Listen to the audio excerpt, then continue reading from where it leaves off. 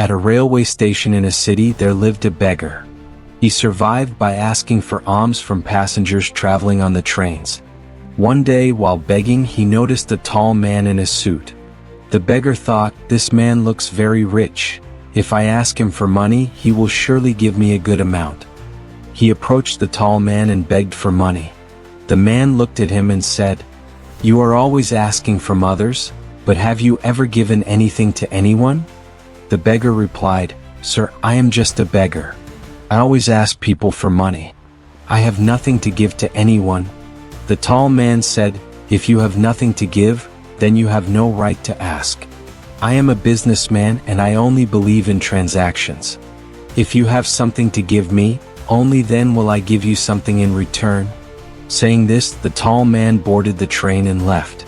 The beggar kept thinking about his words. The man's statement deeply impacted him. He wondered, maybe I don't receive much money because I give nothing in return.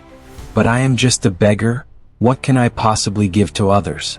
And how long will I keep asking without giving anything back? After thinking for a long time, the beggar decided that from now on, whoever gave him alms, he would give them something in return. But what could he, a beggar, offer? 2 days passed as he pondered this question, but he found no answer. On the third day, as he sat near the station, his eyes fell on some flowers blooming on nearby plants. He thought, why not give people flowers in exchange for alms? He liked the idea and plucked a few flowers. When he went to beg on the train, he started giving a flower to anyone who gave him money. People happily accepted the flowers and kept them. Soon he noticed that more and more people were giving him alms. Every day he would pick flowers and hand them out in exchange for money. He realized that as long as he had flowers to give, people were more willing to give him alms. But when the flowers ran out, the donations also stopped.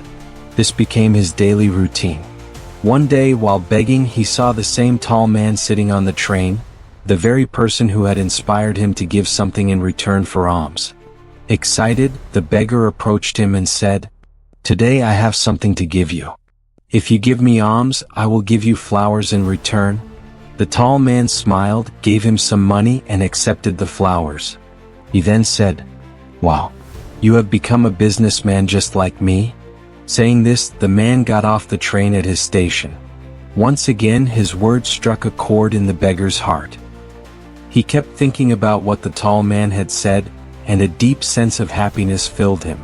His eyes sparkled with a newfound realization. "I'm not a beggar, I am a businessman. I can also become rich." With excitement, he jumped off the train, looked up at the sky, and shouted, "I am not a beggar. I am a businessman." People around him thought he had gone mad. From that day onwards, the beggar was never seen at that station again. 6 months later, at the same railway station, 2 well-dressed men were traveling. As they noticed each other, one extended his hand for a handshake and said, "Do you recognize me?" The other replied, "No, I don't think we have met before." The first man smiled and said, "Think again. This is not the first time we are meeting, it's actually the third." The second man looked puzzled. "I don't remember. When did we meet before?" The first man laughed and said, "We met twice before on this train. I am the same beggar whom you once refused to give alms, and later, you bought flowers from me." The second man was astonished. "Oh, I remember now. You were that beggar. But today you are in a suit. Where are you going and what are you doing these days?" The first man replied, "Yes, I was a beggar, but today I am a successful flower merchant. I am traveling for business." After a short pause, he continued, "That day you taught me a valuable lesson, that we only receive when we give. The rule of transactions truly works, and I have experienced it firsthand. But I always saw myself as a beggar and never thought beyond that. When we met the second time, you made me realize that I had already become a businessman. That's when I understood why people were giving me so much money. They weren't donating out of pity, they were paying for the flowers. I was not a beggar in their eyes, I was a vendor. But in my own mind, I still saw myself as a beggar." After realizing this, I used the money I had saved to buy more flowers and officially started a flower business. People here love flowers, and their love for them has made me a successful businessman today." Both men smiled.